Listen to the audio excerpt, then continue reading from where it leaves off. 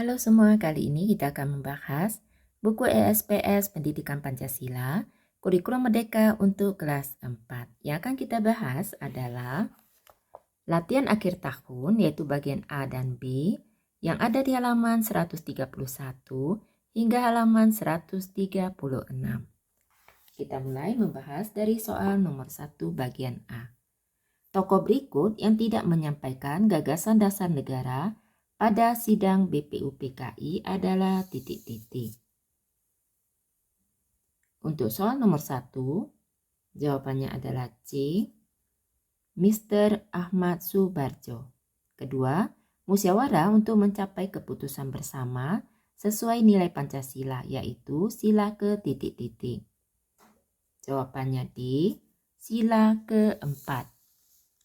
Untuk soal nomor 3, Tika gemar memuji jika kakak membuat gambar yang indah.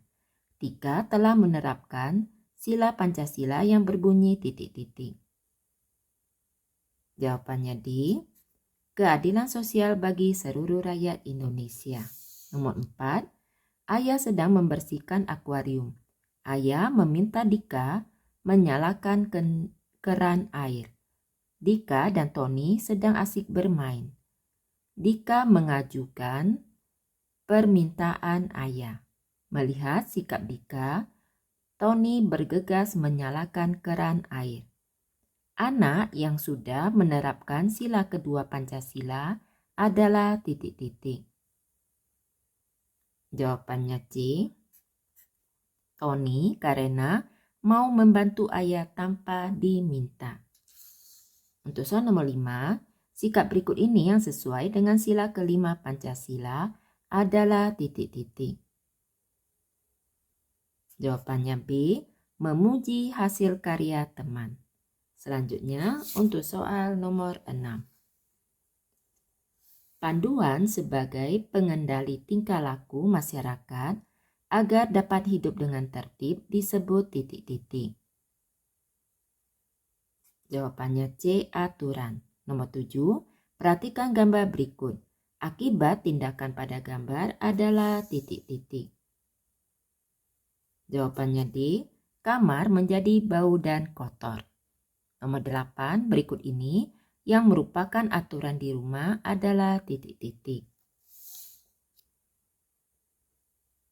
Jawabannya C, meminta izin kepada ibu sebelum bermain. Nomor 9, melanggar aturan akan membuatmu memperoleh titik-titik. Jawabannya B, sanksi.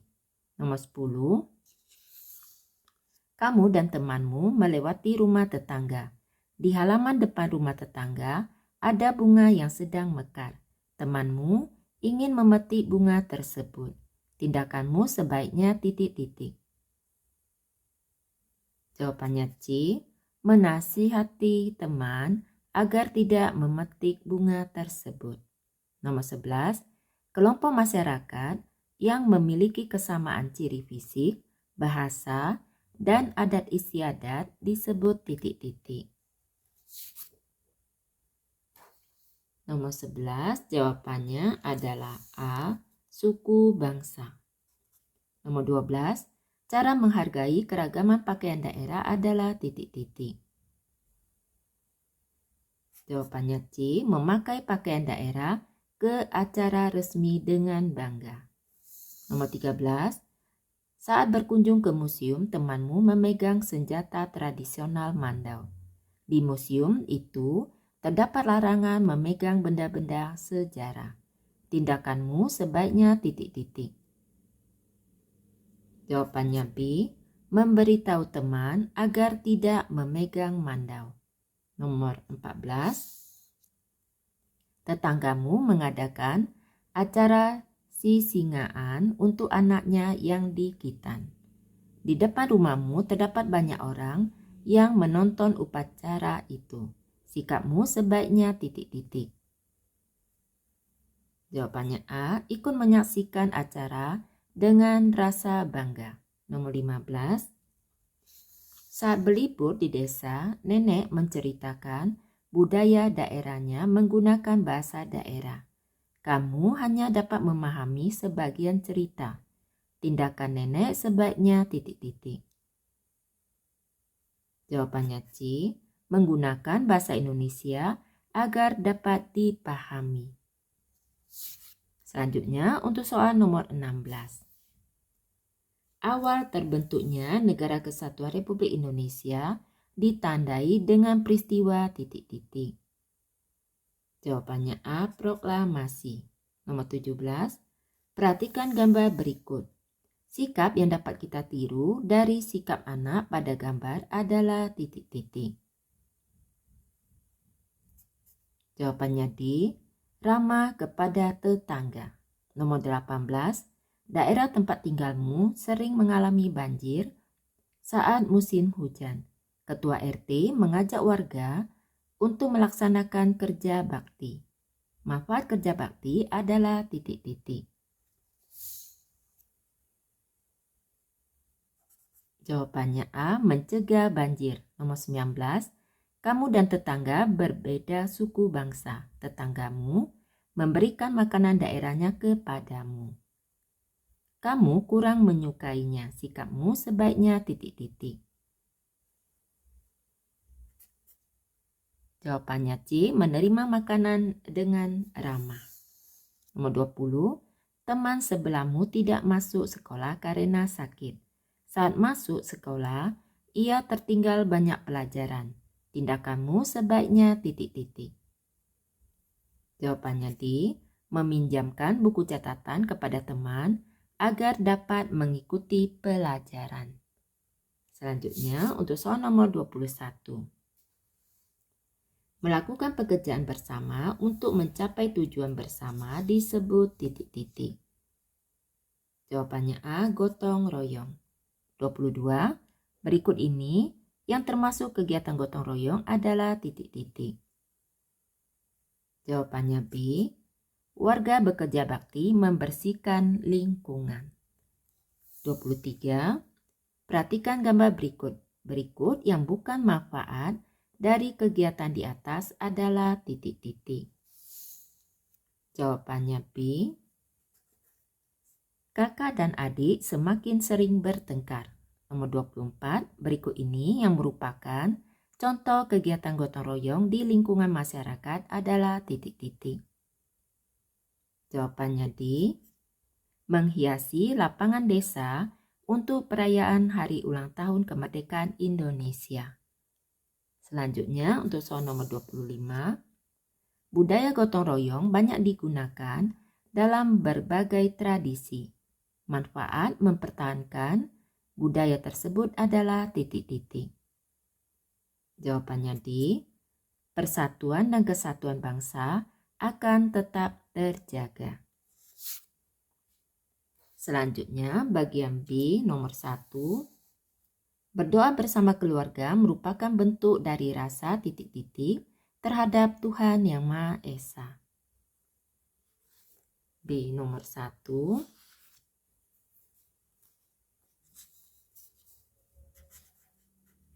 Jawabannya syukur. Nomor 2. Setiap penduduk memiliki hak yang sama untuk menggunakan fasilitas kesehatan seperti puskesmas dan rumah sakit. Nilai tersebut terkandung dalam sila ke-titik-titik Pancasila. Sila ke-5. Nomor 3. Merusak lingkungan dapat menyebabkan terjadinya bencana alam. Kewajiban yang harus kita lakukan adalah tidak titik-titik pohon secara berlebihan. Jawabannya menebang. Selanjutnya untuk soal nomor 4. Di sekolah terdapat aturan untuk datang tepat waktu.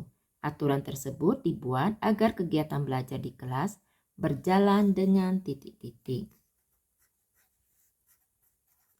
Tenang, tertib, dan nyaman. Nomor 5.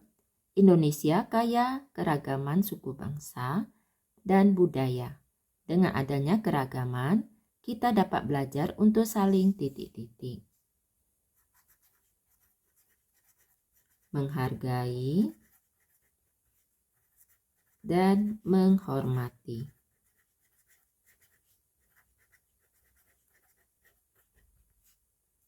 Nomor 6, teman memainkan alat musik daerahnya dengan indah. Kita sebaiknya memberi titik-titik setelah ia selesai bermain alat musik. Nomor 6, jawabannya pujian. Selanjutnya untuk soal nomor 7. Lingkup wilayah desa dipimpin oleh titik-titik. Jawabannya kepala desa. Nomor 8. Teman bermain di lingkungan rumahmu berbeda agama denganmu. Walaupun berbeda agama, kamu dan teman harus saling titik-titik. Menghormati dan saling rukun Nomor 9. Kegiatan gotong royong harus dilakukan secara sukarela. Artinya, kita tidak boleh mengharapkan titik-titik. Jawabannya imbalan. Nomor 10.